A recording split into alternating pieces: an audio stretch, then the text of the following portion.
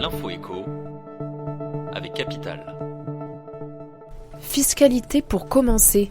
2019 sera-t-elle l'année des baisses d'impôts ?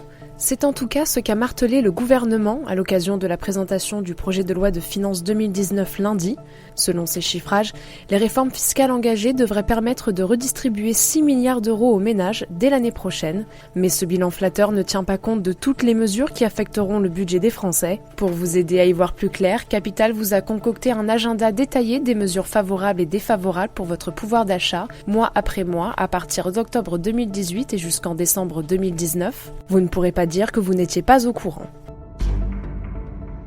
Le chiffre du jour, 62. D'ici 2023, l'âge de départ à la retraite pour bénéficier du taux plein passera à 62 ans en Polynésie française. La différence était peu connue, mais en Polynésie, l'âge pour partir à la retraite avec tous ses droits était fixé à 60 ans, contre 62 ans en métropole. L'Assemblée locale a adopté vendredi 21 septembre la loi sur la retraite. L'âge de départ sera repoussé de 6 mois par an entre 2020 et 2023. Il faudra également avoir cotisé 38 ans pour bénéficier d'une pension sans abattement, contre 35 années auparavant.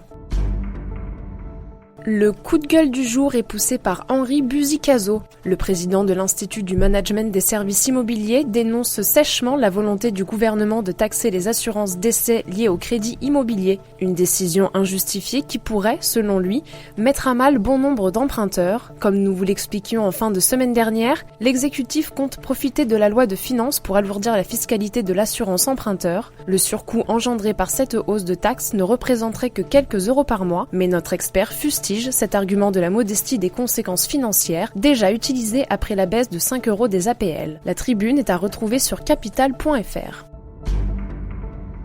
Placement pour finir, la période des foires au vin est propice aux bonnes opérations d'investissement. Le vin peut offrir de bons rendements à qui s'y intéresse. Les cours sont très peu volatiles et les grands vins ont généralement tendance à se bonifier avec le temps et donc à se valoriser. Encore faut-il savoir les sélectionner. Avec Angélique de Lanxin, cofondatrice d'Ideal Wine, un courtier en ligne pour les ventes aux enchères publiques de vin, Capital a dressé une liste de 15 bouteilles sur lesquelles miser dans une optique de placement. Avis aux amateurs, notre diaporama est à retrouver sur le site de Capital.